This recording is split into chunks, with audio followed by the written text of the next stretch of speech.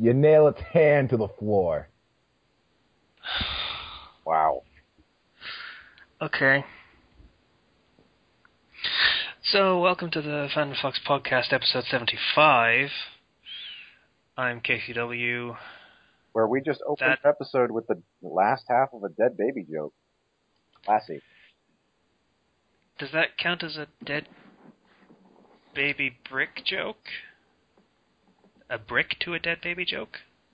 Why? I don't know. Ken's making me say terrible things. I'm sure I am. So I'm KCW, and with me we have Slicer. Hello. Zero. Hey everybody. How you doing? Okay. And Ken. Hi, I'm Tenchi618. By the way, what's brown and gurgles? No. A baby in a casserole. Stop it. I imagine it would have stopped gurgling at that point. That's the last one, I swear. I'm done. You made me do it this time. You made me do it this time. It wouldn't have happened People again. wanted to know. Someone asked.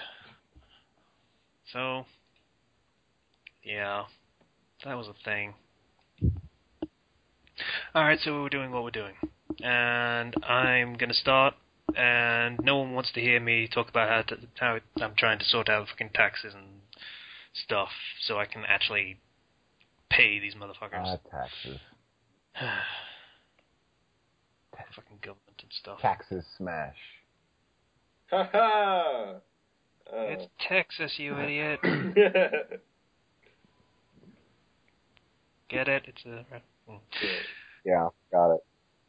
Yeah, so we're going to skip over that and move on to the things that were cool that I was doing, which is basically... My Hero Academia is really fucking awesome. Have I mentioned that today? Maybe. Yeah, I might have You done. just had an entire episode pretty much dedicated to it, so... Yeah, but is that enough? Really? It's not enough because we're going to have more next not. week, so... Yeah. But it's really great, though, and I think everyone should read it. You know, it's great. Interesting characters. Well-fleshed-out characters. No cardboard cutout female characters at all, except maybe the female lead, who is a bit of a cutout, but, you know, not so bad. Yeah, that's pretty great. Anyway, what else I did this week was fucking, I got a new game. I splurged and spent like £15 on a game. It's a lot of money to me at the moment. Fucking hell. Moving costs a lot of money. I bought Hand of Fate, which is... Okay, the way I described it to Slicer was... It is like if Magic the Gathering met... What the fuck did I describe it as? Magic the Gathering met... So you used Hearthstone, I think? You used some kind of card game as the second one. I'll look it up. They're both card games. Yeah, they were. Right, okay. Here it is. It's a cross between Magic the Gathering and a roguelike. Oh, well, thank you, me. That's fucking great.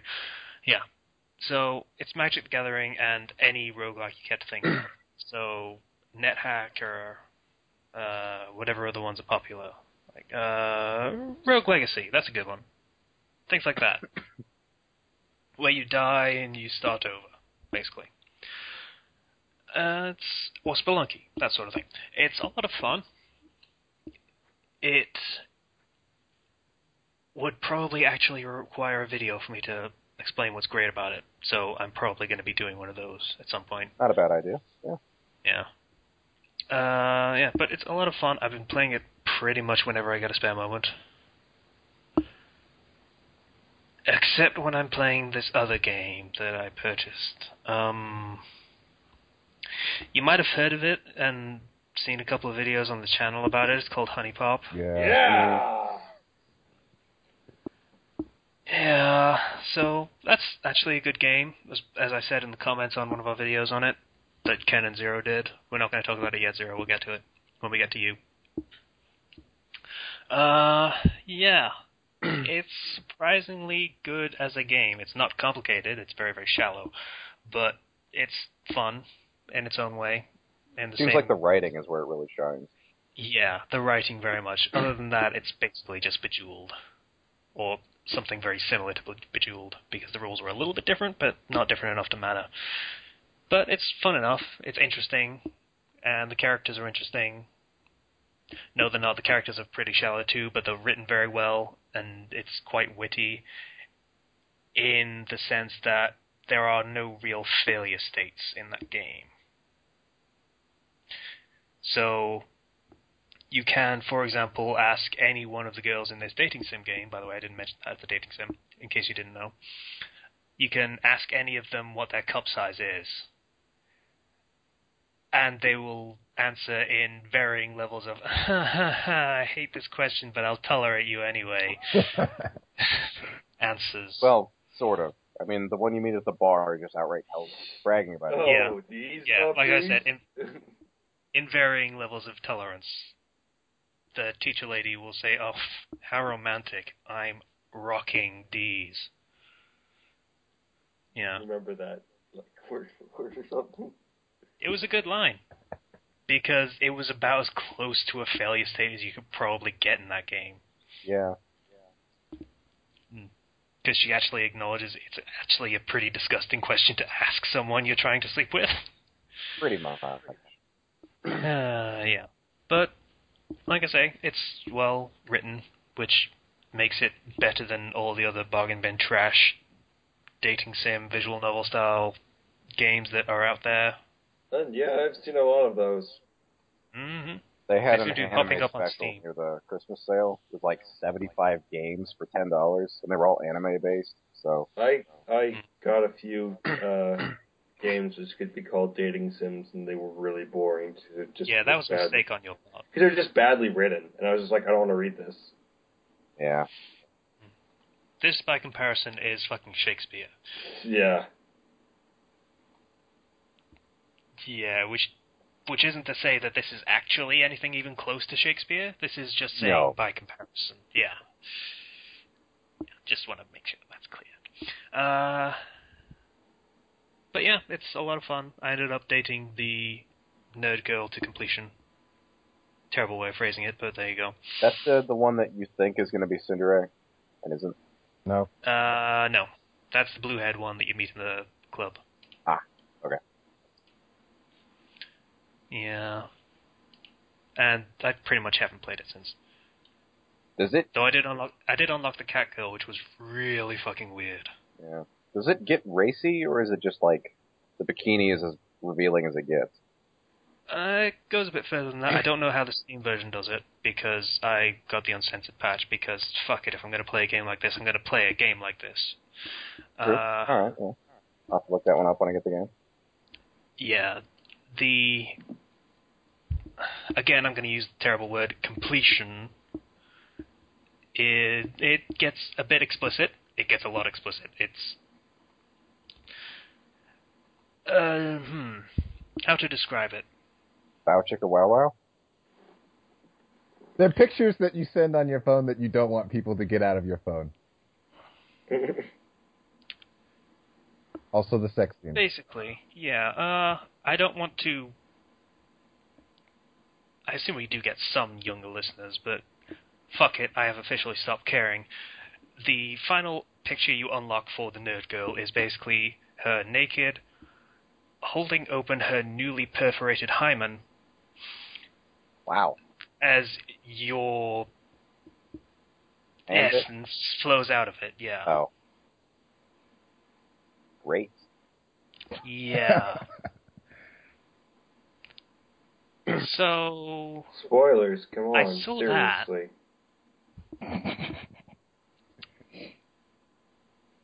Not entirely sure how I feel about that. That was a little weird. I haven't Even for finished me. the game. Come on, don't spoil anything. There is no finishing the game. Be quiet. Did you really not expect these to end in sex? I mean, No, I that's kind of- expected them to end in sex. I just didn't want to figure out how. Oh, well, fair enough. specifically. Okay. Now you know one of the endings. Now work on the other, 40 14. Not really. 8? All you know is the picture. Yeah, There's 8. There's a whole new minigame for the fucking final minigame thing, I guess. Well, Awesome. not whole. It's basically the same thing, only different. Yeah. Yeah, so you're gonna have trouble with that minigame. Yeah, you guys suck at that game. I know how to play it now. If I was playing, it would have been much faster. I've now figured out how to actually what certain things do, and that we completely didn't listen to the tutorial at all, so we forgot like what the bells do and what the pass does. The fucking bells give you more turns. The fucking teardrops give you use items. All that shit. All right. We know all that now, and in the recording, you'll see we'll find out stuff. I didn't even know. I was tempted to yell at you in the comments, but I thought better of it and just yelled at Slicer instead. Yeah, pretty much.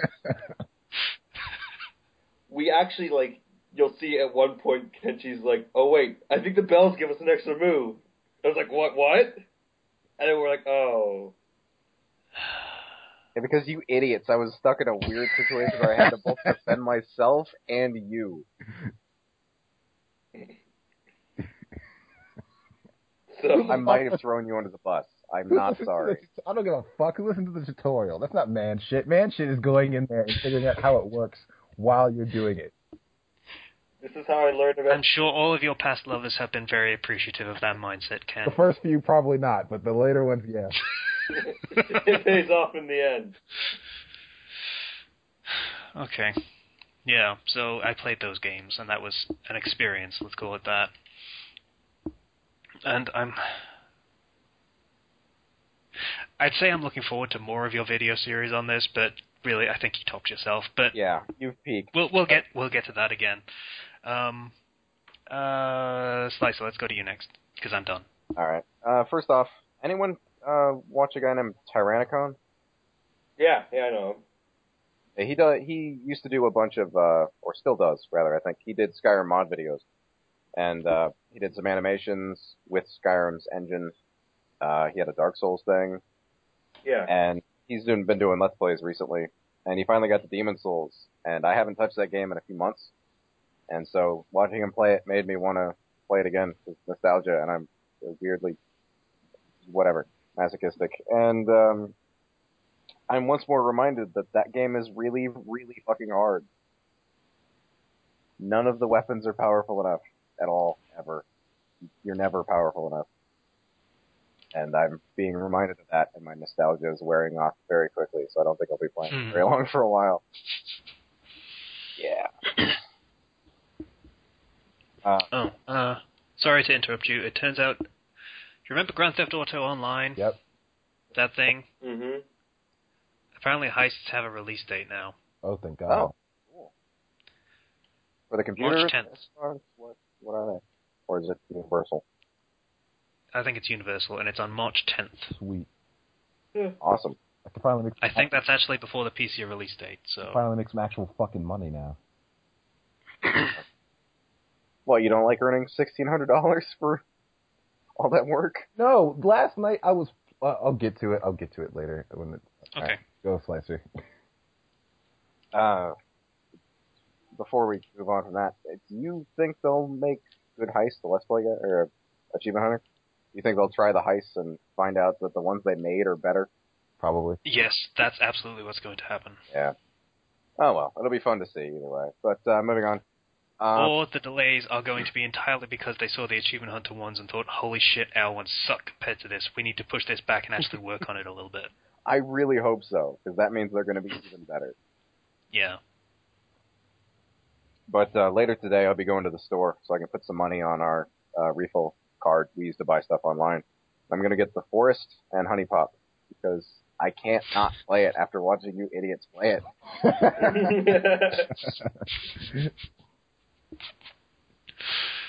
Seriously, the bells are extra turns. You should hit the bells. Hit the fucking bells. We learned that. We know that now. Later. We know it now. You know what you the should gifts do? Have hearts and stars on them, the ones that they like. Oh, yeah, we learned that later on. I actually pointed that out. We also learned how to equip the extra items later. Yeah, that one took me a while. Yeah. It didn't actually tell you how Some to do of that that. shit is broken as fuck. A certain set of items is broken. Yeah. I ended up using a lot of extra turn items. Yeah, that's the problem. A lot. Yeah. As long as you have turns, you're fucking good in that game.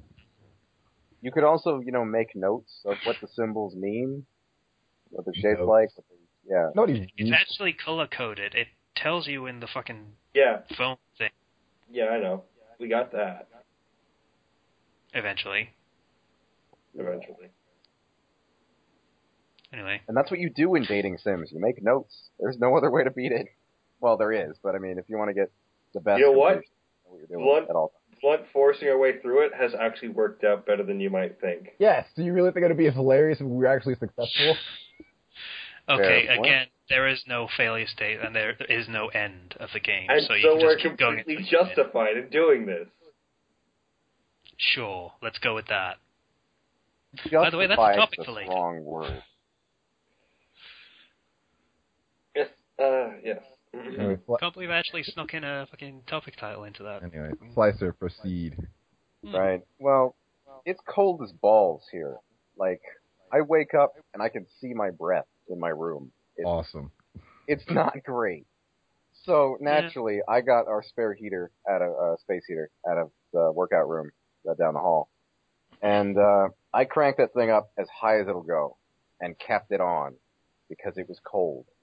And about half an hour later, it kind of cycles. It turns on for about 5 minutes, then it turns off so it doesn't overheat. And when it cycled through that and it turned on again, my power went out. I almost blew the breaker in my room because of how much power this thing was sucking up. It only went out for a second, but it was just in my room, so it wasn't just the power flickering, which happens out here, unfortunately. House is shit.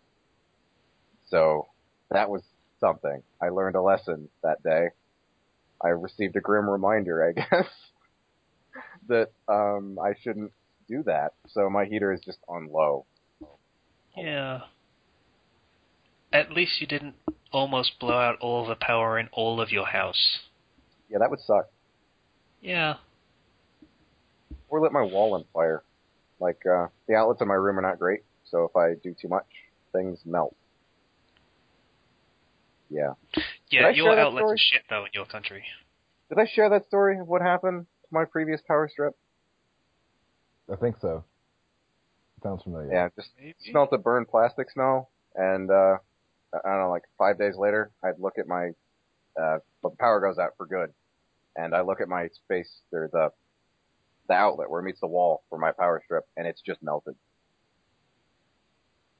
Yeah. That was something. That sucked. Yeah. Your plugs are shit. They are. Very. Yeah. No. All of them in your country are shit. Because none of them are fucking earthed. So all of them are liable for fucking damage and fire safety and all that shit. Yeah, we gotta boost that global economy. Or national economy, rather. If nothing burns down, then nobody has to fix it. Yep. I'm just making that up. I don't actually know why. We're stupid, I guess. I buy that reasoning. Yeah. And lastly, to end on a good note, I started reading Boku no Hero Academy this morning. Is it any good? Did you like it? At 8:30, and we started the podcast, or the Reflux, at like, 9:15, something like that. And so that 45 minutes, and I thought I'd read like 3 chapters. I had read 10. Okay. So, it's really good. I'm sure you're probably sick of hearing this by now, but just read it. Read it. It's really good. So good. Mm-hmm. So fucking good. Here, Sky High is actually one of my favorite movies. Like, so this is essentially Sky High. Pretty much. But anime and manga. Yeah, so we get anime. Yeah. Yeah. Anime trappings in this very. For an anime, well, for manga, it's a very Western style story. It draws some pretty heavy inspirations, yeah. The protagonist is basically DC's version of Captain Marvel. So. I wouldn't know, but I'll take your word for it. Little kid that can transform into a superhero, basically. No. Well, yeah, that works. That is literally what it is. Ah, okay. Well, that's my week. That's it. pretty much. It's been a very fast week. Okay. Ken. Okay, so first of all, like Slicer as well, it's cold here, or it has been. It's getting warmer now, but for the last week and a half, my area has been getting skull-fucked with snow. Ooh. And my car does not have four-wheel drive. So, one of these days... Like that would hurt. Yeah. So, on Saturday, I did some man shit. When there was snow and ice all about, what do you do when your car is not good enough to drive on it? You Going sick. No, you walk to work. You run to work, actually. Putting in your road work? Huh? Putting in your road work? Pretty much, yeah. It's not that far. It's like 5 miles. Ah. It's not even 5 miles. It's like... It's probably around 5 miles. You had a free pass to say, sorry, I can't get in because my car's trapped. Nope, doesn't work when you're working TV like that. Oh.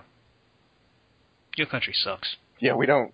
You get like one of those days every month, maybe.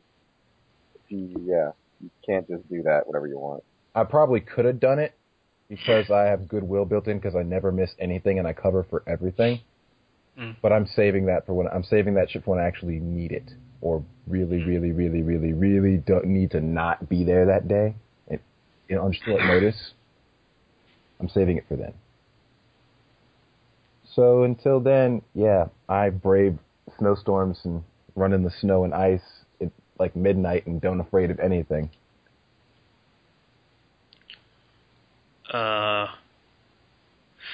Okay, so you know how your franchises in your country are sort of just getting transferred over here all the time? Yes. Hooters. Why have those? We don't have those. Oh. Or I say, we didn't have those. Yeah, there's apparently one opening in Manchester. Awesome. Yay! You should go there, Casey. I don't know how to feel about that. I'm not spending like £100 on a taxi to go to fucking Manchester so I can go to a fucking Hooters. For God's sake, if I want to go to a strip club, there's a strip club in the city. It's called ST1. It's not great, but it's a fucking strip club. Why is this a thing? What? Why is this a thing? I don't know. I don't know. I just don't know. Because if they did open a Hooters in this country, in this city, I probably would go there. Just for research purposes, and so I could talk about it on the podcast, For the not food. because of any other. For the food, you can try it out. The food. I'm sure they have a wonderful buffet or something. No, the wings are mediocre. It's just basically you're going in there to stare at boobs for whatever. Okay, let me be clear about this. I have ordered from almost every takeaway in this entire bloody city. I cannot find decent chicken wings anywhere. So, okay, chicken wings is fine by me if I can have some fucking chicken wings. You need to live in America, right? Okay? You need to live in America where there are awesome chicken wings everywhere. Like Wings, you can go to Wingstop or Buffalo Wild Wings or any one of these wing places that we have everywhere. Any other mom and pop wing store. There's like thousands of them. I can like basically throw a rock downtown and hit like 5 of them where I live. Casey, do they sell chicken wings like in the store where you live? In the what? They sell chicken wings in supermarkets or markets at all where you live. Oh, possibly. Well, some supermarkets have like deli counters where they do like pre-cooked meats. So I imagine there are some there, but they're the very expensive supermarkets. Well, you can learn to make your own. It's not I was hard. about to suggest that you just learn to make your own, but it wouldn't something be good for a while. That's something I literally can't do. I don't have the appliances for it. Oh, that sucks. I have a microwave. And that's it. That occasionally can double as an oven. And that's it. Yeah, calling what you have a microwave is a little bit of an understatement. You've described it to me, and yeah. Yeah. It's a microwave oven combination thing. I'm terrified of actually using it as an oven because if I do, I have to put metal in it.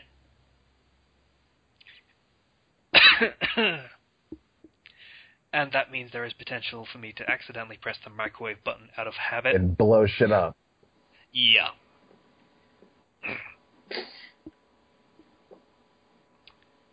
All right, then. Yeah. Anyway, I started watching True Facts. before I completely derailed us, Ken, you were talking about you finished your I Ran to Work story. Oh, yeah. And the day after that, what do you know? The snow began to melt. Enough for me to go to professional wrestling practice again. Still doing that. Yay! Yay. Want to be a star, Ma. A star. People's elbow and all that shit. I'm not doing that. Not doing anything close to that. It's a fucking elbow drop, dude. Don't hype it up as anything else. But anyway, yeah, it's going smoothly so far. I need health insurance before I end up doing anything stupid. I don't want to do any top rope stuff yet. There's like two top rope moves I actually want to do because it's not going to be flippy shit. I'm not doing any of the flippy shit. Fuck that. I'm athletic. I can't do that stuff. I don't want to. Mostly because I'm afraid of backflipping. Deathly afraid of it. So, yeah. We'll see if we solve or fix that problem. Because I've noticed I care a lot less about my body when I'm doing stuff in the ring. So we'll see how much I actually care about my body when the time comes to it. Maybe I'll be able to get enough guts to backflip. We'll see. Maybe. Could you maybe have someone film some of this stuff? Please do. Please. Perhaps. The thing is, I probably could set up my phone, like get some of it, but it'd be such a long recording that I don't know if I'd be able to pick myself out of it. I'll try. All right. Could you get someone to go with you and then film you? Maybe? No, because the days I go, I have to work, so I have to pretty much go myself, and it's so far out of the way. It's like... Oh, that's unfortunate. Like, when I say it's close enough to me, it's, like, close enough that I can actually manage it without having to drive 3 hours. Like, it's still like 45 minutes to an hour away. Okay. Here's an idea. You go to one of the instructors and say, hey, could you film this for me and I can put it up on my YouTube channel and promote your school? I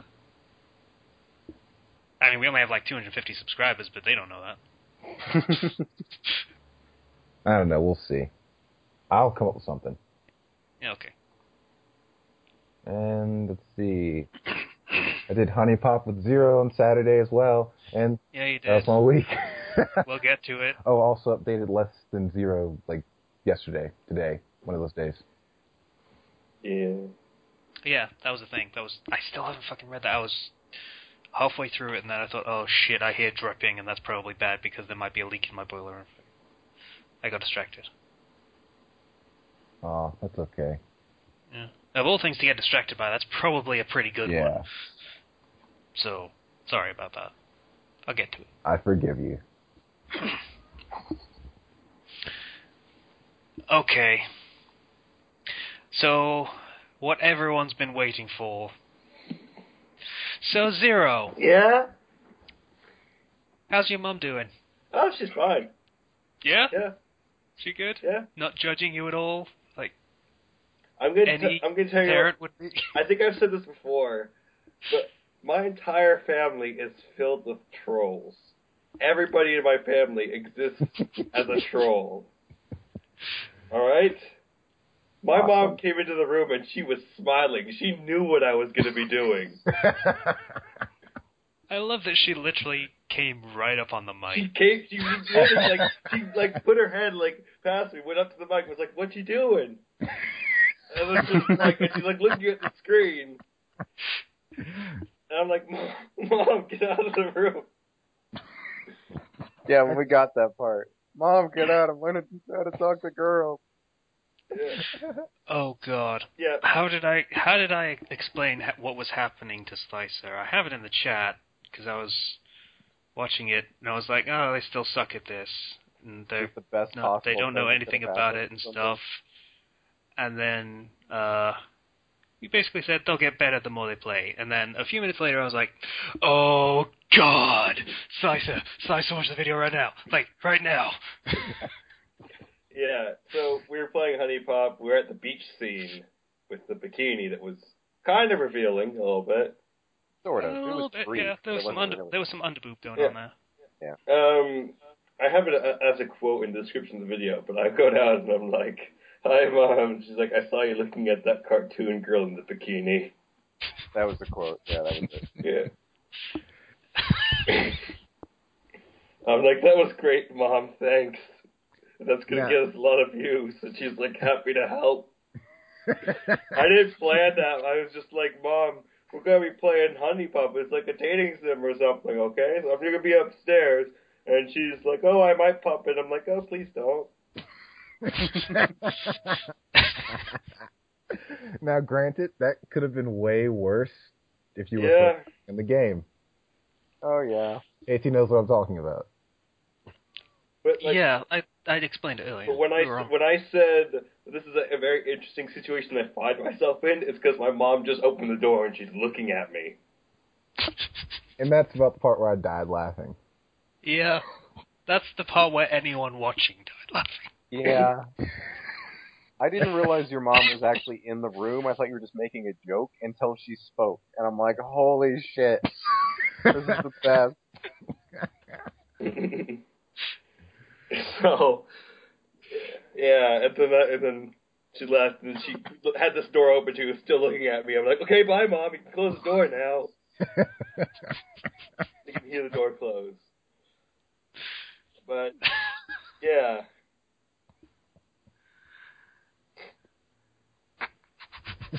So how did the discussion go when you were done recording?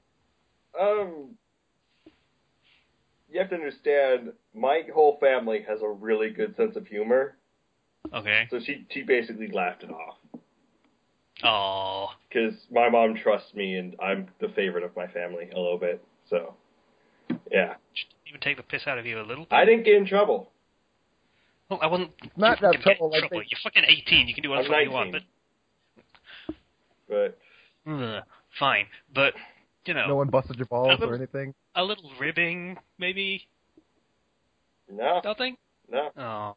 Come on. My whole family thought it was hilarious. But, yeah, you know, obviously, because it was. My brother made sure to bring up the point of, "Oh, you were playing a dating sim, ha ha ha ha ha." But other than that, like, my mom's like, "That's comedic timing." I'm like, "Okay, Mom."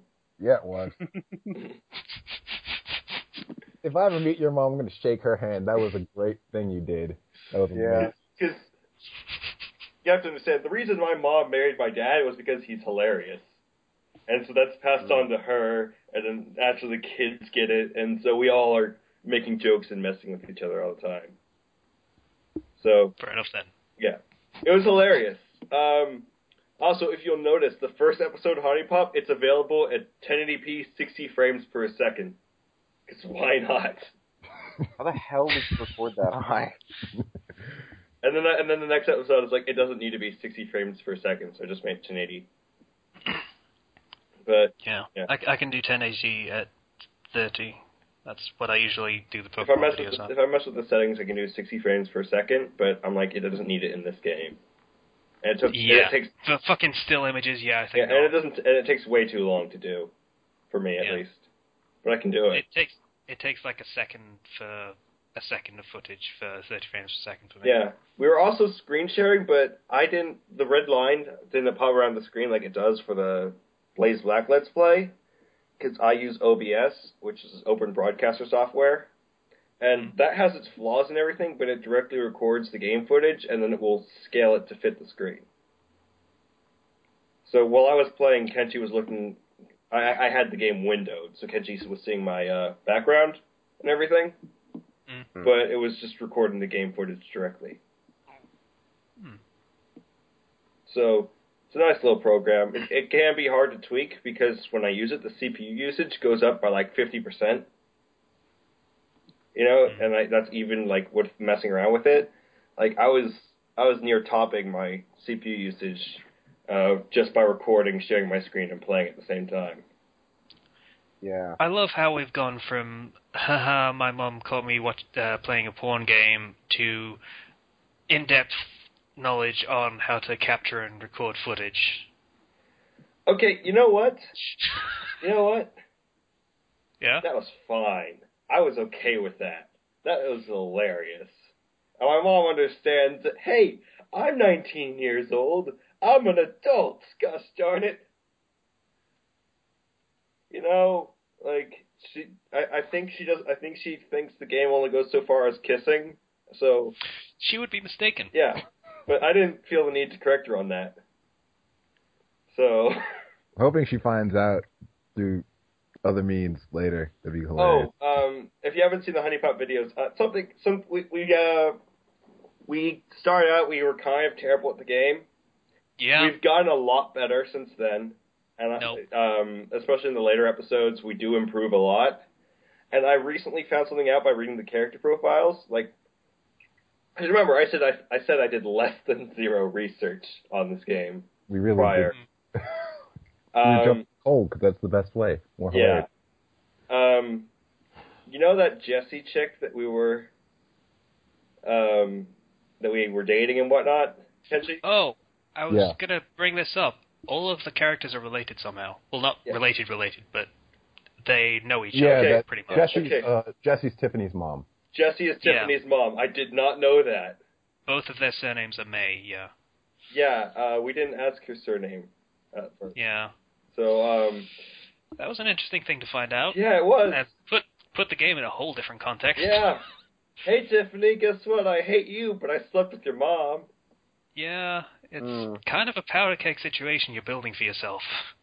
Yeah, oh man. But, we got to meet some characters that we liked, some characters that we didn't like. Particularly one. The one grew on me, though, later. Yeah. But, I don't know which one that is. Don't want to spoil it, because then, wait till the episode. Yeah. But overall, it was a good recording session.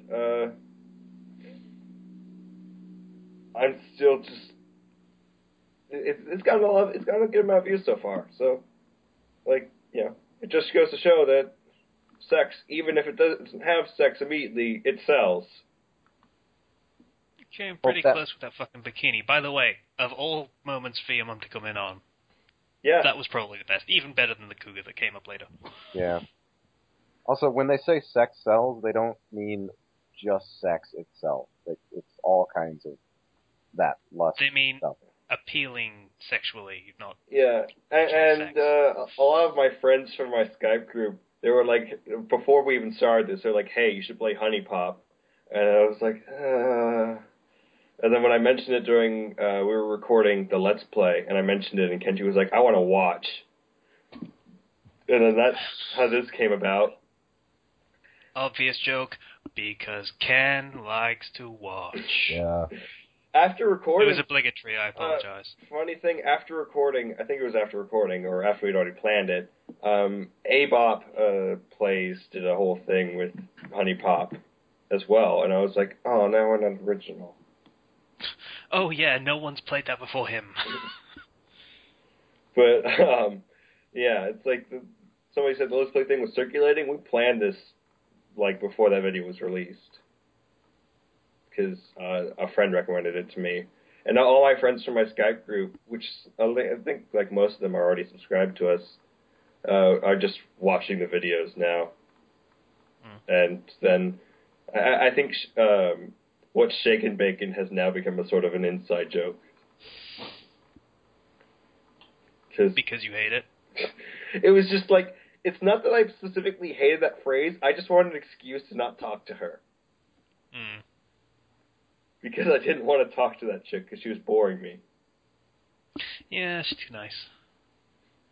I was just like, Shaken Bacon, okay, I don't like that, let's go. Fair enough. Heard worse reasons. Yeah.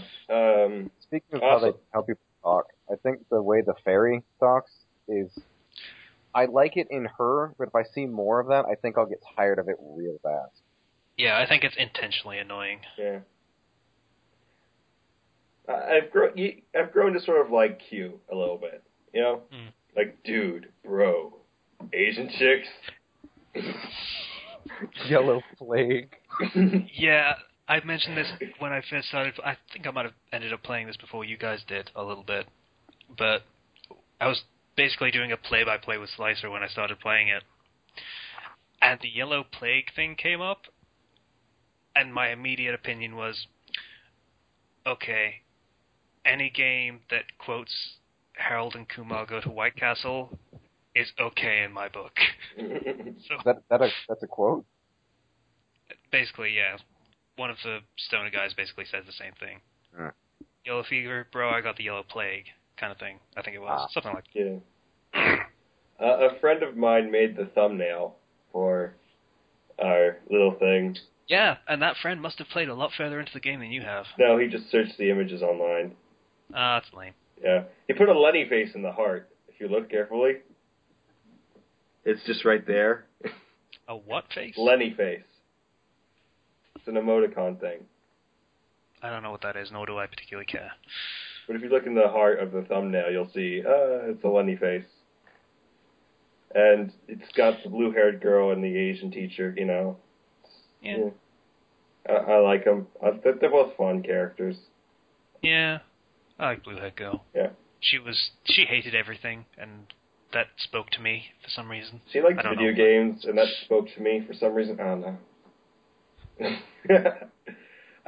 So yeah, basically we did the Honey Pop Let's Play. We've recorded about 6 episodes, and we're going to probably record again on Saturday. And I feel like next recording session we might, we'll hit the point where we'll just be like, okay, that's enough of this game. Go play the rest yourselves, because there's only so much you can do with this game. Like I said before we started recording, as soon as you've met all of the characters, it gets a bit grindy. Yeah. There's not much to it beyond that. Yeah. I mean, we might show one sex scene, which I plan to censor. Well, yeah, you need to. Please don't get our channel taken down. Yeah, I will censor it. But we will have one, probably one, but that's going to be about it. Yeah. Because there's only so much we can do with this game, and while it is fun, you know, I want to do some other things too, and maybe play this game on my own time.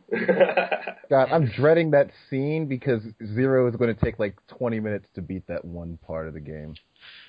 Oh, he is. Yeah. It's going to be so bad. Spoilers, it's a speed puzzle. Yeah. Basically, it's the same thing, but you have to do it fast. You have to do it fast to build up a meter before it goes back down. Yeah. Oh, gosh. It's going to take you forever. Mm-hmm. I'm getting better. You're not going to be good enough by the time it gets there. But, yeah, so after that, I don't know, me and Kenji can do another Let's Play or something. I don't know if you guys want us to Let's Play something else. I think we got a good combo going. Yeah, Zero, pick something. Zero's the moral one. I'm morally bankrupt. It's a good combination. For dating sims, yes. The things that rely on morality. So, yeah, in the comments, if you have any recommendations, just drop them. And you guys would be good for a Telltale game. Oh, God. Telltale games. I haven't played that Borderlands prequel thing yet. If that's out. I wouldn't know. Well, I don't even know the world that much. Maybe Game of Thrones. I don't know. We're doing that thing. Well, we might do something else. And also next weekend is my birthday, or rather Monday afterwards. Oh yeah, I forgot. I've got a fucking birthday card from my grandparents that I haven't opened. So, birthday is coming up. We were going to go to San Francisco that weekend, but we're probably going to go the weekend after because I have work, and we didn't cancel make plans ahead of time for that. Oh, you have to work on your birthday too? The weekend before my birthday, at the least. Oh, well, fuck you then. But afterwards, we're gonna go down to San Francisco, and my parents say they will buy me one thing, and guess what I'm gonna buy? Sword. Naturally. How much will this sword be? I don't know, but I want it to be an awesome sword. Is it less than a laptop? What kind of laptop? Mine's like $269. It's going to be less. Definitely less. Okay. Like $100 at the most if I beg. That's a very cheap sword. Yeah. That's a first-tier RPG gear level sword. Yeah. But, Mine combined was probably like $500, my computer. wow. That's like the sword you're gonna get is like first town on the trail bastard sword level sword. Yeah. Not even that, it's going to be like a was like sword. $270, but then I got a power source, a video card, and I think one other thing. To be honest, you can find good swords for under $100. Like, I have that, I showed you guys my Dark Master Sword replica thing. That was like, what was it, $67? You know? I guess they'd be more expensive in this country because they're contraband. Yeah, true. Like, it's pretty easy to... There's a difference between a good sword and a good weapon. You're looking at pretty things. I need something that will kill people. Yeah, but you see, I just like swords. I don't care. If I want a weapon, I'll just get a whetstone and sharpen the sword myself, gosh darn it. Or take it to my friend who knows how to sharpen blades. Yeah, Probably maybe get someone faster, who knows what they're doing. Yeah. But yeah.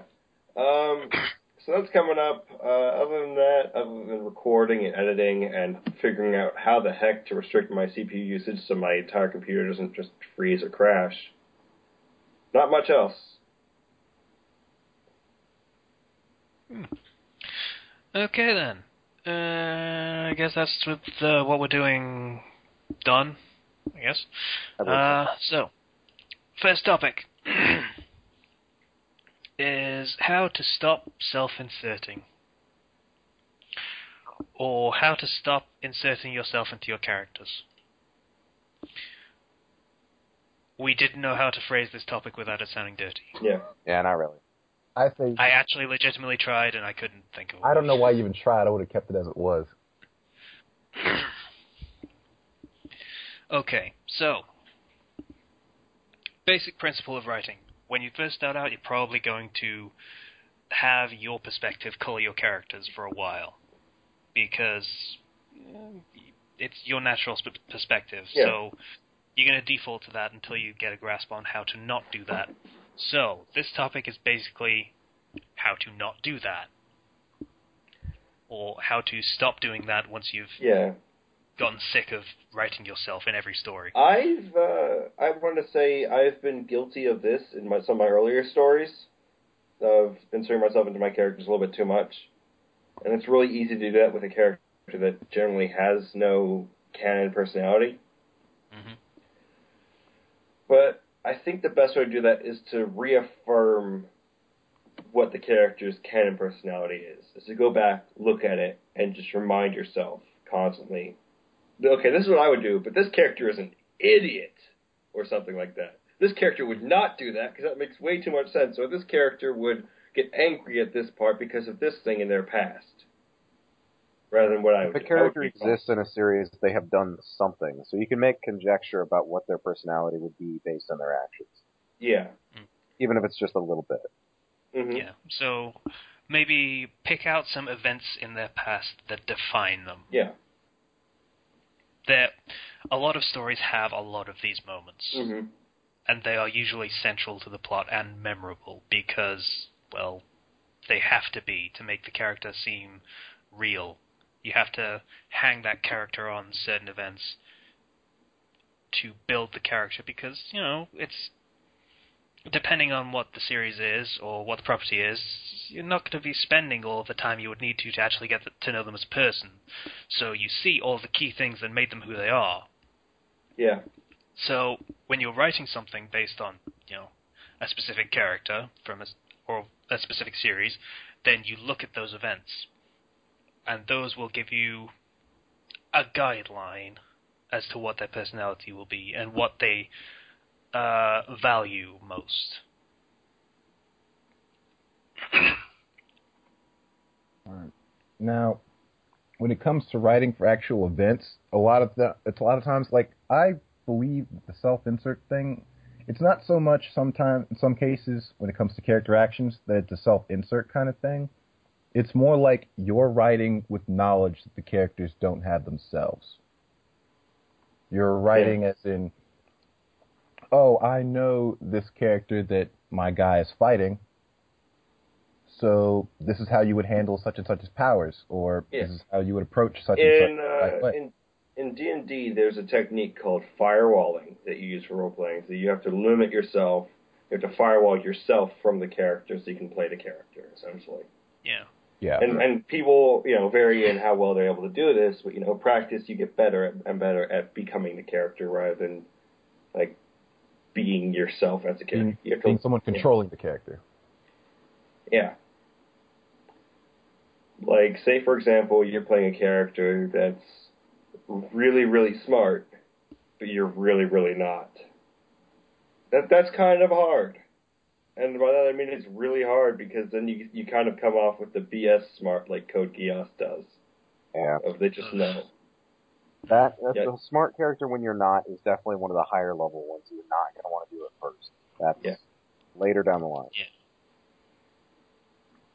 Like, you can't construct situations to make it seem like they're smart. But at the same time, I'd say it's best not to write a character that's smarter than you, at least not too in-depthly. Like, you can make a character that's smarter than you, fine. Just don't make them super, super, like, in-depth if you don't know what you're doing. Yeah. Yeah.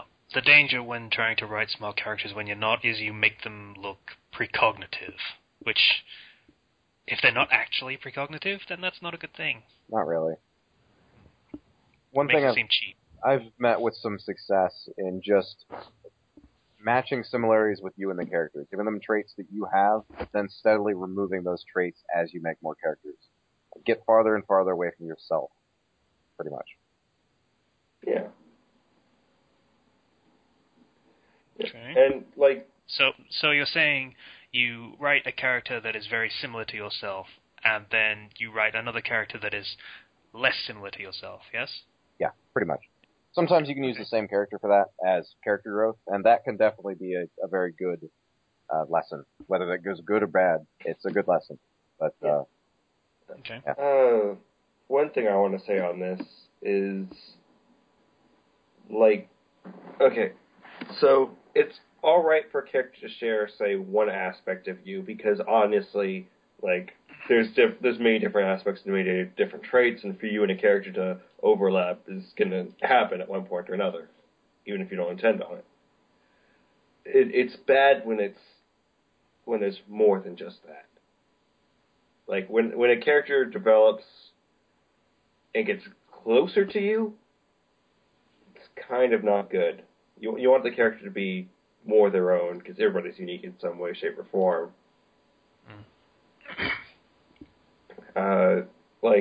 Okay, so in my stories, I tend to take radically different interpretations of the same character, because I do a lot of crossovers and whatnot, and depending on factors, the character's different.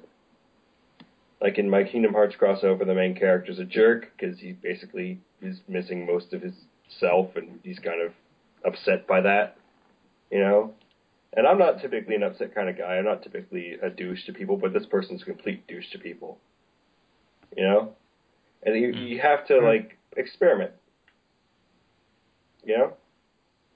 Like, see, this character is far from me, but can I still write them in a way that makes them interesting?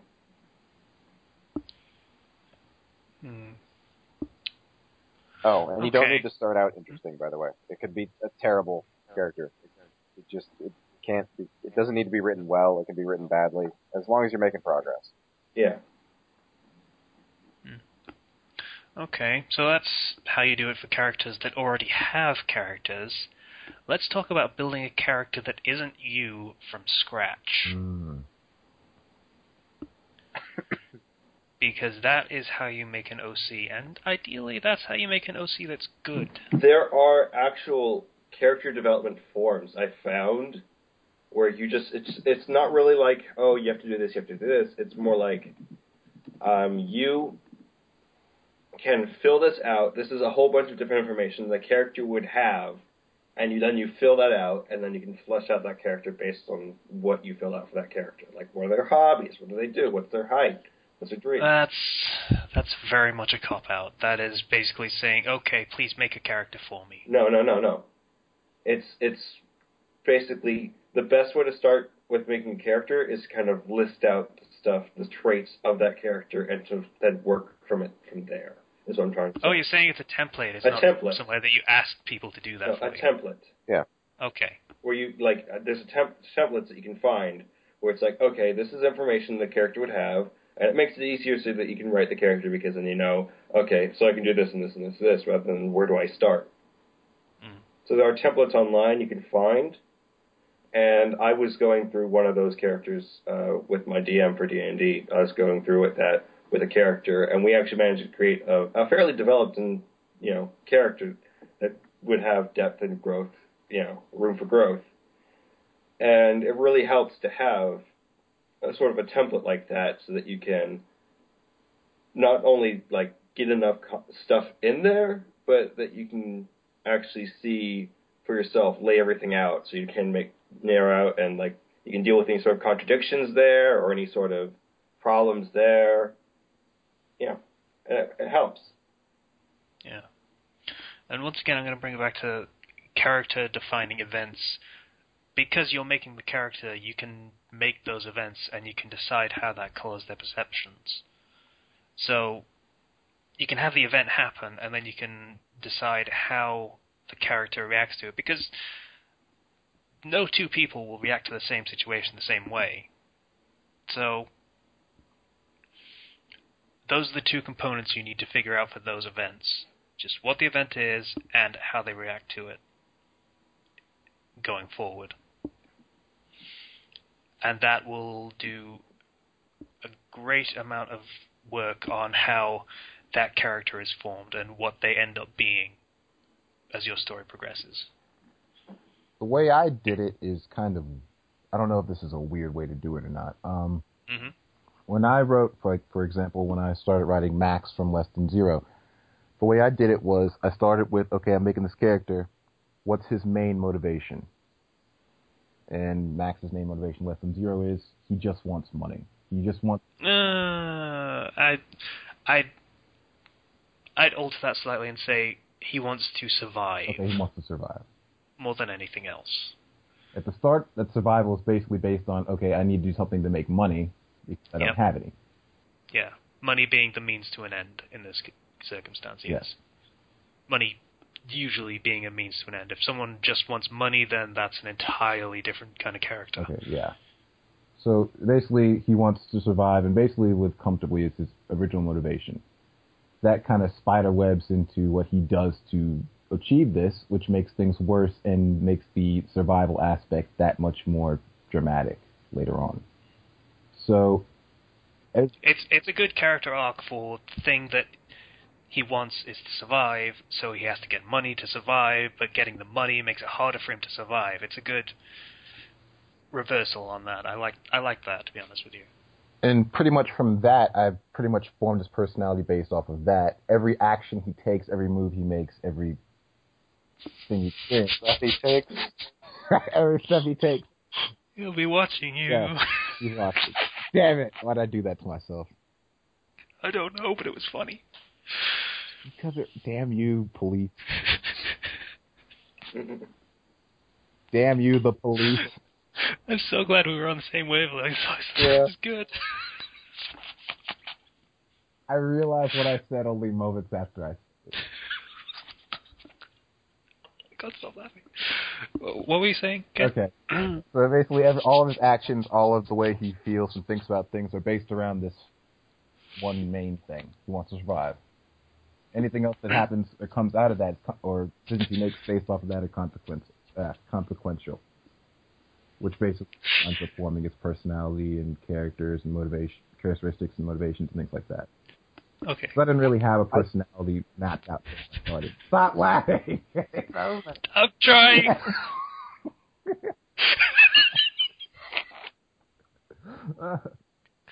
I really like that method because it sounds simple, but it branches off and gets more in-depth as you go along. Yeah. But you always have a baseline, which is very nice and it's very convenient. I have to mute my mic. I'm All right. sorry. I need to stop laughing because he won't stop laughing if I keep laughing. Okay, I'm good. All right. All right.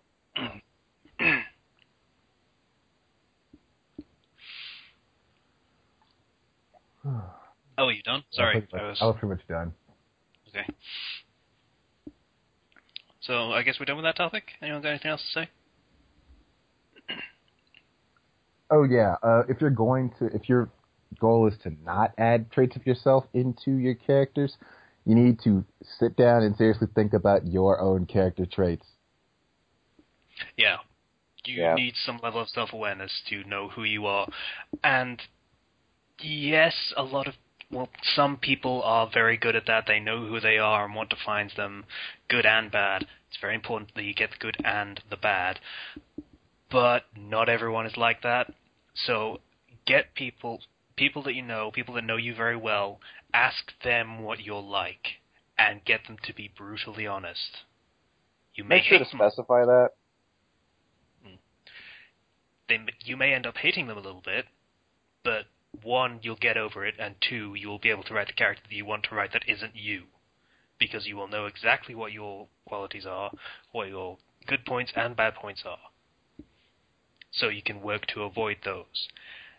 And as a starting point, that's probably a good idea. Just completely different. I'm going to go completely against what Slicer said in making things step by step and making them very similar to you and then not so similar to you. And then I would suggest an opposite approach. I don't know whether it worked better for you. Maybe, maybe not. See how it goes for you. But I would suggest do something completely different. Because the closer it is to you, the more likely it is you're going to slip more and more of yourself in without realizing it. That's true. Yeah. The step-by-step thing works best for me, but I realize it's not something that everybody can use. Everyone's different. Mm. So whichever way you think would work better for you. But those are probably the ones that are going to be most effective. Anything else? Can't think of anything. Okay, I guess we're moving on. Alright, second topic is the one that I name-dropped earlier. Sure, let's go with that. Alright, let's go with that then. Yeah, so this topic is basically, I think I named this one myself, I don't think it's an actual trope, but it's basically character A comes to some sudden and mind-blowing conclusion, well, not necessarily, just a conclusion about character B, and says as much. And character B knows this is absolutely not true, but sure, let's go with that. Because it's less troublesome than the actual truth. Or because they deliberately want to hide something. Yes. So, Slicer. That's actually a trope? Yes, I found it. It's sure, let's go with that. But you were Holy shit, I came up with... Okay. Yay! Mind of a troper.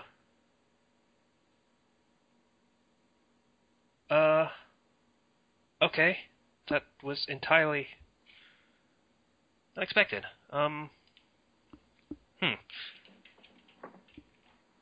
So, yeah. I'm going to link dump that because that's now relevant. Somehow. And I've forgotten to do link dumps for everything else in the fucking podcast. I don't think anything else actually came up, so yay. There are not a lot of examples on this page. Yeah. Well, it's most obvious when people actually name drop it, but Yeah. yeah, it happens more often than you would think.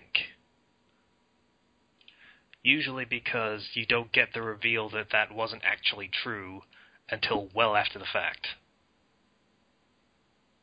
Yeah. I mean, usually the character will call out the exact title of the trope because it's being played for laughs or something. More often than not, the character that's being spoken of is going to hide the fact, because why would you let on that you're lying and letting them jump to the absolute wrong conclusions? It's poor planning.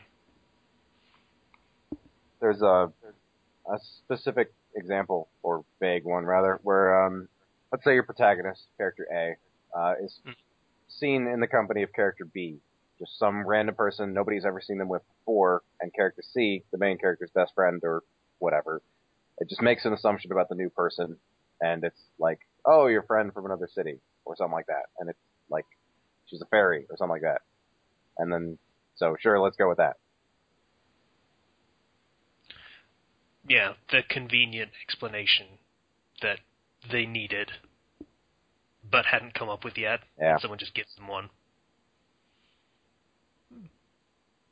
Not much meat to this topic. Not really. It's pretty self-explanatory, really. I mean...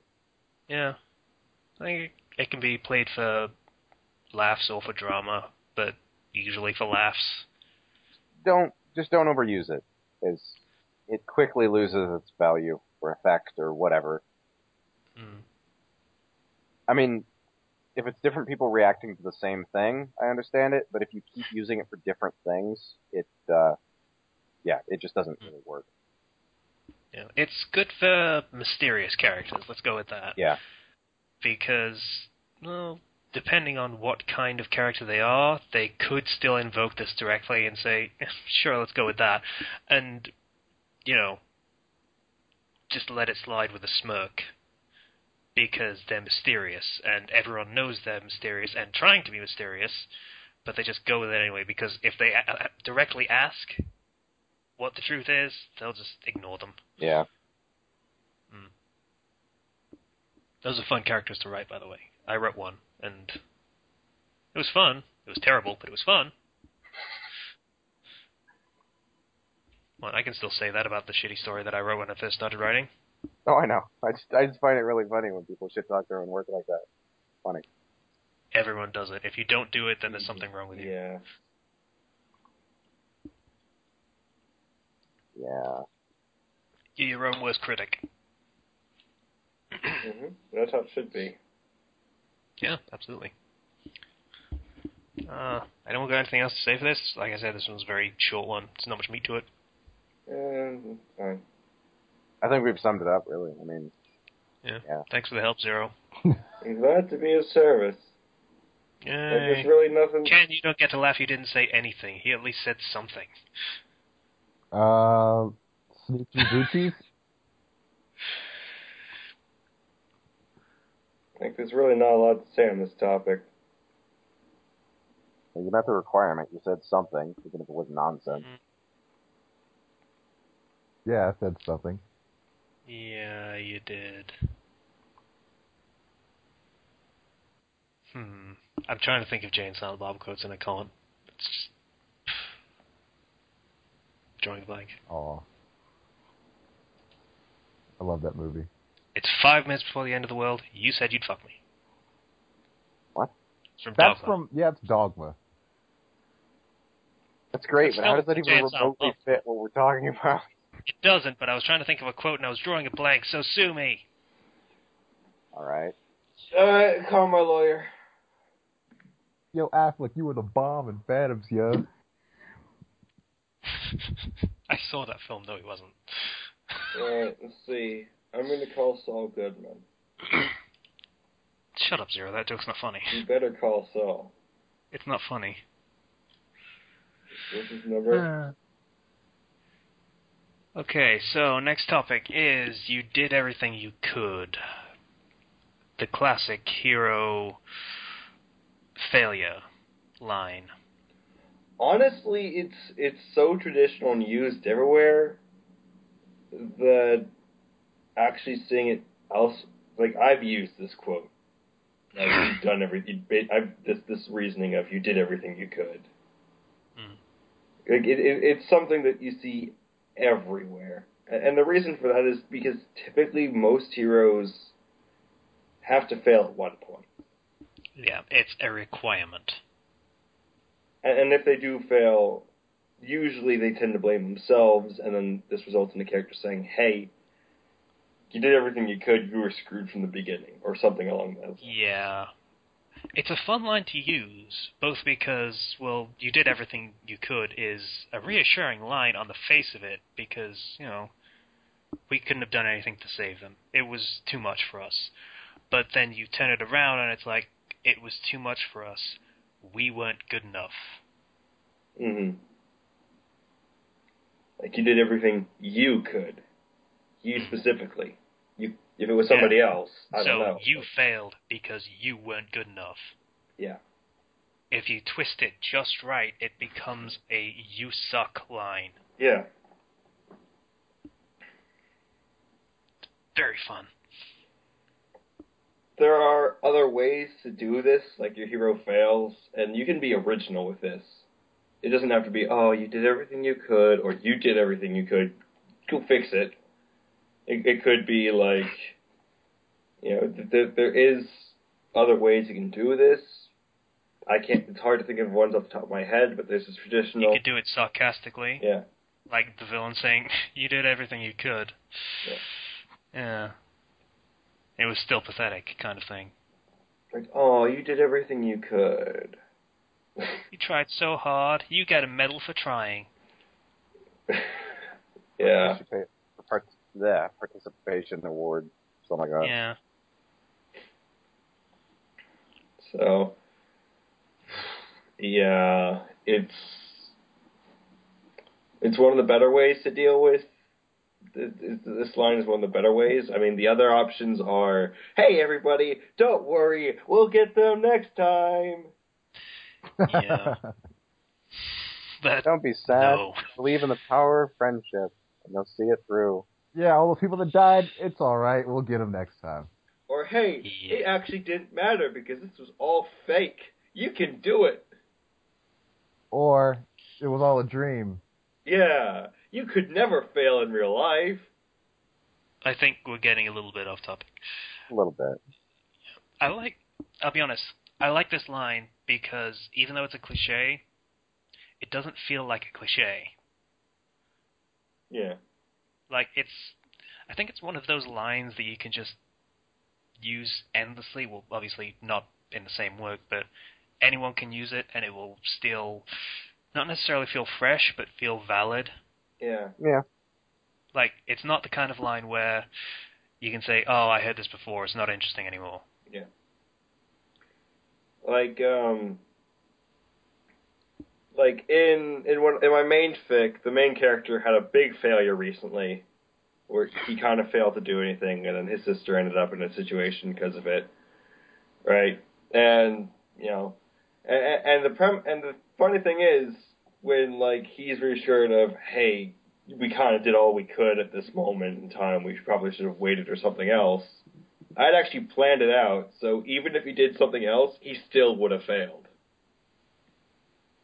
You know, like, there's some situations that are kind of unwinnable at the present moment.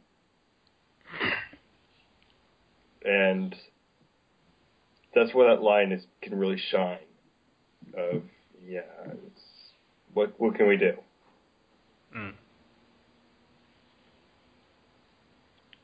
Yeah. I think to give a specific... Sorry. Do you want to go? I was trying to think of alternate lines to use, but I'm coming up with a bit of a blank that are that impactful and universal. Yeah, that's why it's a very good line, because you can still use it. There are very few other options, and it's a very good thing that this line will probably never get tired. A good example of this, very specifically, would be... anyone watch Scrubs when it was on? Yes. A bit. I've seen it. I know what you're going to reference. The Butterfly episode? Butterfly episode. Oh, yeah, the one where the organs? It was the episode where they split it into, so the first half of the episode, a butterfly lands on a dude. No. First half, it lands on a woman's breast. Very nice, shapely breasts. And doctors, obviously, get distracted, and events go in one direction. And they find out a bit too late that a guy has this medical problem, and they don't catch it in time to stop it. So he dies. And the consolation is basically, we didn't catch it in time, there was nothing we could do. We did everything we could. And then it goes in the opposite direction. The butterfly, as the second half of the episode, the butterfly lands on a fat guy. Same distraction happens, in fairness, for a different reason. Right. Not pleased about it. Anyway, events go in a different direction. They manage to catch the thing a lot earlier, to where they're confident that they can save the guy. They don't. And the line of consolation becomes, it didn't matter when we caught it. It was just his time. So it's kind of both ways of you did everything you could. It's the you did everything you could, but it wasn't enough. We weren't good enough, we didn't catch it in time. It was partially our fault. The flip side Then you being have there's nothing. You could have been the best. There was literally thing nothing ever. they could have done. There was literally nothing anyone could have done. That was an impossible situation to salvage. I thought that's probably one of the best deconstructions, let's call it, of this trope. Yeah. Anyone got anything else to say for you did everything you could? Kind of. Don't think It's so. the best example, but yeah, it's. Is that a no, Zero? Because you've just been sort of mumbling for. It's like, what else can I say? You did everything you could. What else can I do? I've done everything I could on this topic. What else can I do? It's okay, Zero. It's okay. You did everything you could. Ah, thank you. Joke. Okay, so first question from Ethan.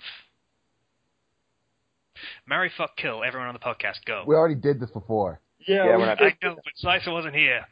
What? Or was it Zero? I was Zero. Wasn't I here. missed this. I was glad I missed. Redux. Fucking do it. No, Our answers might have changed. Do it. I don't want to do this. I refuse. Let's do this. We Don't be a bitch. we promised Do to it. bury this and never speak of it again. I did this once. That was. I'm not the one speaking of it again. We're talking about an entirely different example of the question marry, fuck, kill. Should we just bite the bullet and go one at a time, then? Okay. Slicer, you go first. You volunteered. Fine. Probably marry Casey. Yay. Kenshi sounds like a great lay. So let's go with that. And I'm sorry, Zero, I'm just gonna have to kill you. We'll have an epic battle with our swords. Like the metal ones. That was not an innuendo. Not planning on crossing the other kind of swords? Yeah. Okay. We'll have a lightsaber duel. I'll get some colored condoms, it'll be great. Why is this happening to me? I'm about to leave the call. I'm about to leave the call right now. I don't even care about the rest of the. Oh, you can't leave. Zero, you're next. No. Come on, Zero. You know what? In that case, I'll mirror Slicers. I will kill Slicer. Screw you. Aw. And I'll marry Kenshi because he has a more stable career than Casey. Woo! Oh, but I'm so huggable. And then Casey, one night stand. Oh. You only want me for my beautiful, beautiful body. Okay. Fine. Ken? Let's see. It's difficult.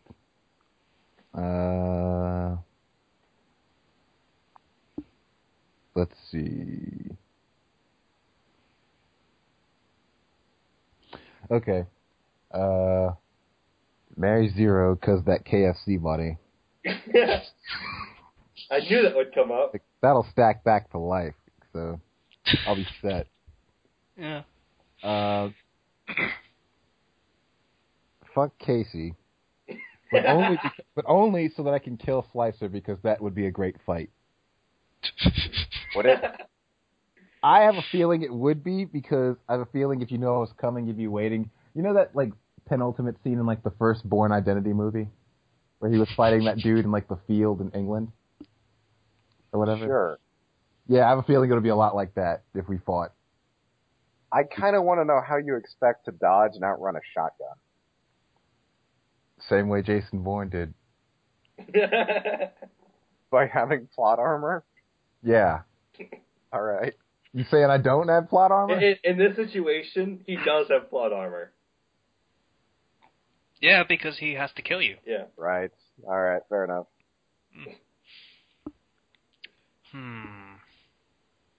See, I would say I would marry Zero, but that's only because I give Zero a lot of shit, and he tends to take it. But if we were actually in close quarters, he would probably snap at some point and kill me.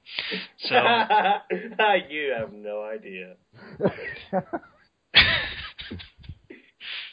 yeah, marry Slicer because I think we just ignore each other for the most part. Probably. Yeah. Fuck Ken, I guess, obviously, because he's the last one. No, I fuck Zero, because, like I say, he'd just fucking take it. Oh. And then I'd try my damnedest to kill Kenshi, but as with Kenshi's, I have plot armor, so I would kill him. How would you go about killing Kenshi? I'm curious. How would I go about killing Kenshi?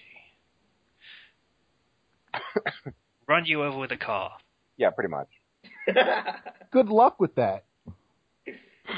He can do that thing you... Thanks. He can jump over cars like I you, actually but better. can't jump over a car.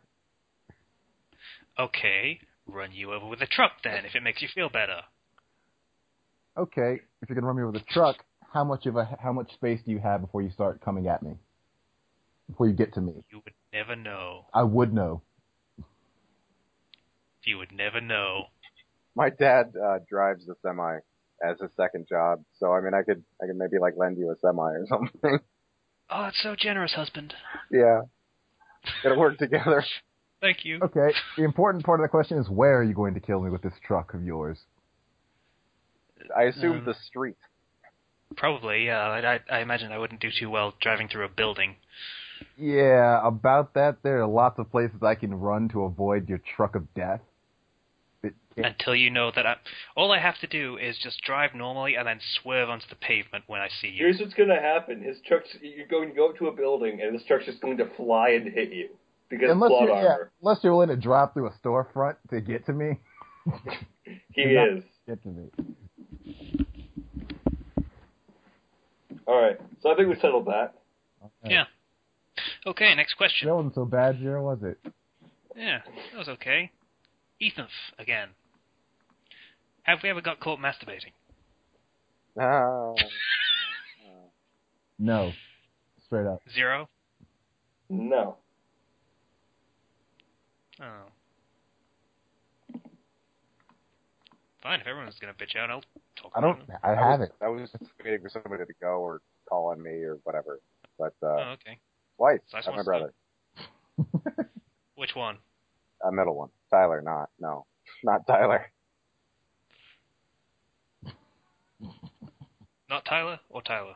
Not Tyler. It's Nick, Okay. middle brother. Okay. Is there a funny story behind that? That was basically the question. No, not really. Oh. It was just a bit awkward. Okay. Yeah, I only heard about it afterward the first time, and then the second time was like face to face, like eye contact. Oh, God.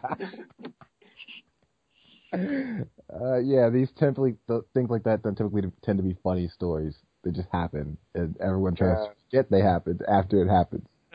Pretty much. My sister. Aw. Yeah, I was watching terrible porn in the living room. Terrible. Comes downstairs, Okay. opens the door. Why in the living room? Because we didn't have computers in different rooms or anything. Right, that makes sense. Okay. Unfortunate. Yeah, so she opens the door. We lock eyes for a second as much as we can because we're both short-sighted. And then she said, I didn't see anything. Turns around and goes back upstairs. Because she's short-sighted? Thought of you two just squinting at each other for like 15 solid seconds. Funniest thing. Now, Yeah. the most important question I can ask you now is, did you finish? I don't remember, to be honest. Oh, God. That means yes. What? I don't know. I honestly can't remember. I didn't hear what Kenji said. What? Did I finish? Oh, yeah. I have no idea. Sorry. I guess I didn't finish the story then. Okay, that's questions done. No one else asked anything. Yeah, great question. Yeah, they were. Also, Ryu hits you. That was me with the energy drink. Slicing it his ass. Mixed me up with Zero. You see, they do that because our voices are just so great, right? Yeah. It sounds so similar, apparently. Do they? I haven't listened to one of our episodes in a while. So. No, they don't. The closest voice is mine to yours, and that's not even by that much. Yeah. You guys get to hear my full voice with all the quality of my mic in the Honey Pop Let's Play. Yay. But it's not that different from the fucking goal right now. It's pretty good quality, though. Better than mine.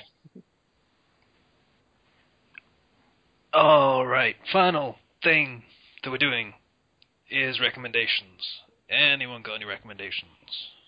I recommend that you go home and watch Honey Pop with me and Kenshi. I recommend that you read fucking Hero Academia. I can second that. Yeah. That's the porn version, fucking Hero Academia. That's... Sorry, that was lame. But Zero laughed. A pity laugh. I appreciate it. Yeah, I like to give those every now and then. Pity laugh. Yeah. I actually got caught up with, I forgot to mention it, but I got caught up on the games we play, and I can't say I'm pleased with everything that's happened. Like, they introduced a character that's essentially the Flood from Halo. He's dead now, but I mean, still. I didn't like it at the time. But it still gets another solid recommendation from me. Still good. Okay. A Grim based on bacteria is a solid idea. It's cool. Yeah, it's just kind of broken. A little bit, yeah. Yeah, that thing should probably have just taken over the world by now. Yeah. The only reason it hasn't is mysterious, unexplained reasons we're not aware of yet. Yeah, basically. Anyway, do I recommend it or not? Okay, I'll fucking recommend it, Christ. Okay, it's a fic by Sia King called Kyan's Fate, Aizen's Experiment, and Ichigo's Sister. Guess what series this is? Wait. Dragon Ball Z. Dragon Ball. Okay. Okay. I think it might be Twilight. Ooh, nice guess. You could have said that other series with Ichigo as a protagonist. I think it's a girl in that one. The vampire one? I don't know. I don't know anything about it except that it has Ichigo as a character, and it's a girl. And the name actually means strawberry this time. And I don't know anything else about it except it keeps getting confused with Bleach. Weird. Yeah. For no reason beyond the name. Yeah, so... Basically, Kyan dies, like in canon, and then Aizen does some shit and tries to implant Kyan's soul into some girl he finds in the Rukongai. And the story is entirely from her perspective. The characters make sense. Their actions make sense for the most part. I find it very hard to believe that a 5-year-old is this eloquent, but she apparently has the memories of Kai and Shiva, so that's technically explained, but it still feels fucking weird. You have to express that willingness of suspension of disbelief or whatever. What? Yeah.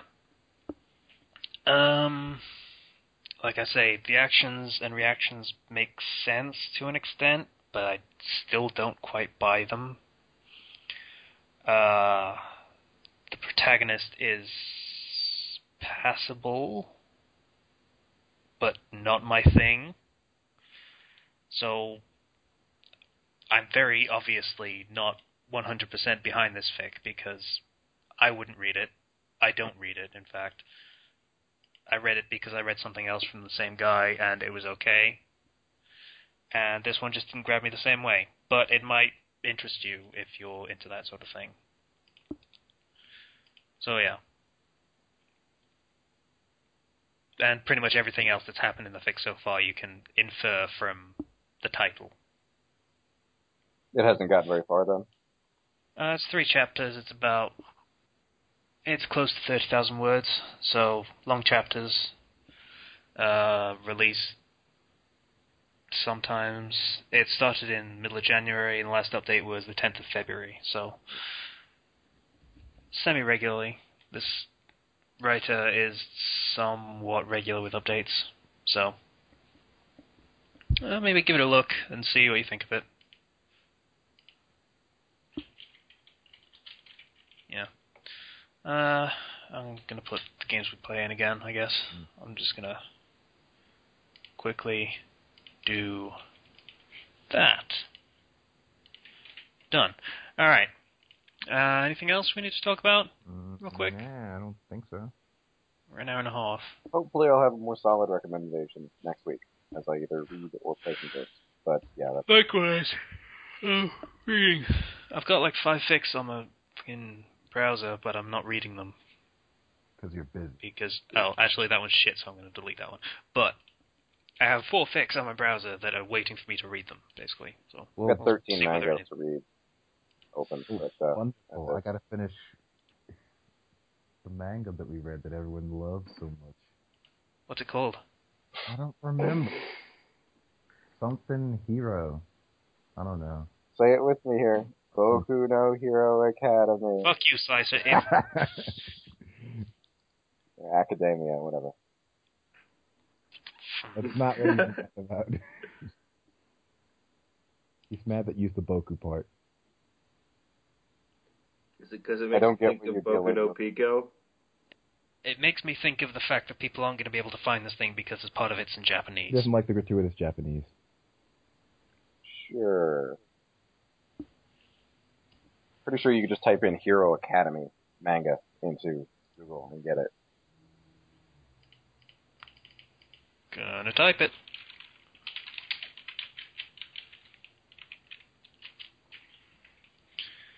Hero Academy is a game on Steam.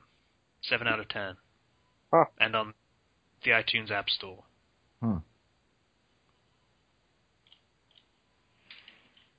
Yeah, so, no.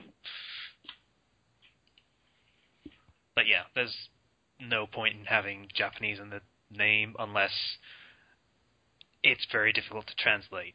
So, Attack on Titan could theoretically be an example of that, but they still called it Attack on Titan. What is that anyway? Shingeki Gyojin or something like that? That would be Giant of Attack. Huh. Yeah, the grammar's weird in Japanese as well. Or Titan of Attack, if you want to be... That was the translation they chose. We heard anything about the new series of that yet? Is that happening? Haven't. I don't look into it. I like to be surprised by things just showing up. I'm just going to Google real quick. Oh, most popular Google search. 2016, apparently. Oh. Alright then. Production began in October. Well, that'll get there eventually. Why are there boobs on this banner ad? Because it sells. Yeah, like I say, I'm not complaining, but, it's a little weird. Anyway, I guess that's it for this episode of the podcast. Yay! But Zero, we're bros. What? Why would you say yay that we're going to stop talking to each other? That's not cool. I'm saying yay because that's what I always say at the end of the podcast. No, it isn't. Yeah, it is. Do you? Yeah. You celebrate every time we stop talking. I say yay because yay. That's what we say. But The purpose of yay is to say yay. There is no meaning behind it, just to express yay. Yeah, I think... I don't want to marry you anymore. Yeah, aw. You already said you didn't want to, you jerk. I did want to, but you'd kill me. We established that. You suck, Zero. Hey. Zero no baka! Hey. Oh, God, no. Hey. Yeah? Why do people keep dead babies in the rec room? Oh, God damn it. They cut off one leg and use it as a ping pong paddle. That would be... Why? You Why made would me you do think that? of the effectiveness of a baby leg in ping pong. Why did the baby cross the road? It was stapled to the chicken. This is a really drawn-out ending to Anyways, the podcast. yeah, if you listen to earlier episodes, or any other episode, I typically say yay at the end. That's just my thing. He's lying. We're stalling really hard. Maybe you want to end this one? Are we? Yes. I'm not. Bye, guys. Well, thank you for listening to episode 75 of the Fandom Flux podcast. If you'd like to get in contact with us, you can do so through the blogspot page of the comments or on pistol.fandomflux.net or through the YouTube channel through the comments. Well, please donate on Patreon if you feel so inclined. Once again, thank you for listening to the Fandom Flux podcast episode 75. Bye now. Bye. Bye.